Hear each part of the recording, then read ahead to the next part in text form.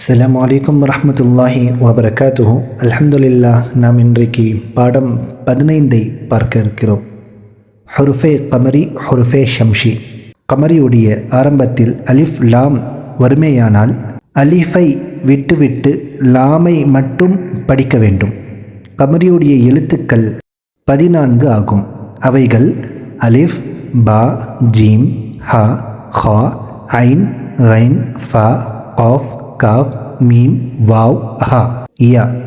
ஷம்ஷியுடைய ஆரம்பத்தில் அலிஃப் லாம் வறுமையானால் அலிஃபையும் லாமையும் இரண்டையும் விட்டு படிக்க வேண்டும்.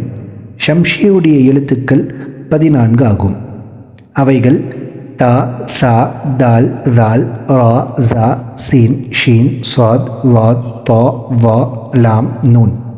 அதாவது கமரியுடைய எழுத்துக்களும் 14, ஷம்ஷியுடைய எழுத்துக்களும் 14.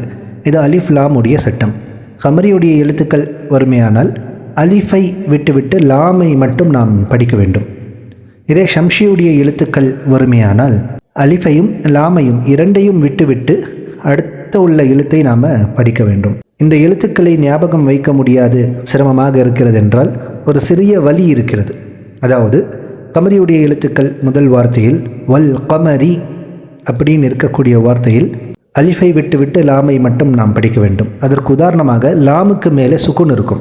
அப்பொழுது நாம் அலிஃபை விட்டுவிட்டு லாமை சேர்த்து நாம் ஓத வேண்டும். உதாரணத்துக்கு வாவ் லாம் ஜபர் வல் கமரி, வல் கமரி.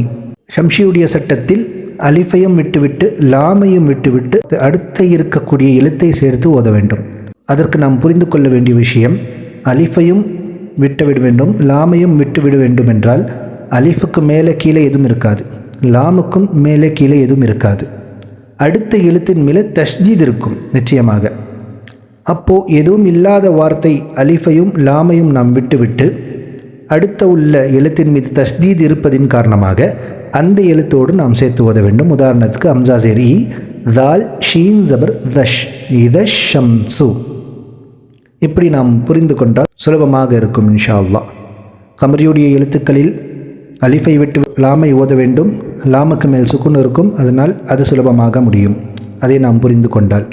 ஷம்ஷியுடைய சட்டத்தில் அலிஃபையும் லாமையும் விட்டுவிட வேண்டும், அதற்கு மேலே கீழே எதுவும் இருக்காது, அதை நாம் தாராளமாக விட்டுவிட்டு அடுத்த உள்ள எழுத்தின் மீது தஷ்தீத் இருக்கும், அதை நாம் சேர்த்து ஓத வேண்டும். இதுதான் ஷம்ஷியுடைய சட்டங்கள். அந்த 14 எழுத்துக்களை ஞாபகம் வைக்க முடியவில்லை என்றால் இந்த வழி சுலபமாக இருக்கும் இன்ஷா அல்லாஹ். வாவ் லாம் ஜபர் வல், காப் ஜபர் கா, வல் கா, மீம் ஜபர் மா, வல் கம, ரா ஜேர் ரி, வல் கமரி. வாவ் லாம் ஜபர் வல், யா ஜபர் யா, வல் யா, தா खड़ा ज़बर ता, वल यता, मीम खड़ा ज़बर मा, वल यता मा. वाव लाम ज़बर वल, हमज़ा क़ाफ ज़बर अक़, वल अक़, रा ज़बर रा, वल अक़रा, बा या ज़ेर बी, वल अक़रबी. नून ज़बर ना, वल अक़रबीना. मीम लाम ज़बर मल, क़ाफ अलिफ ज़बर क़ा, मल क़ा, रा ज़ेर री, मल क़ारी, ऐन ज़बर आ, मल क़ारिआ, ता पेश तू, मल क़ारिअतु. हा पेश हु, मीम लाम पेश मुल, हुमुल. मीम फ़ा पेश मुफ, हुमुल मुफ. लाम ज़ेर ली, हुमुल मुफ़ली. हा वाव पेश हु, हुमुल मुफ़लिहु. नून ज़बर ना, हुमुल मुफ़लिहूना.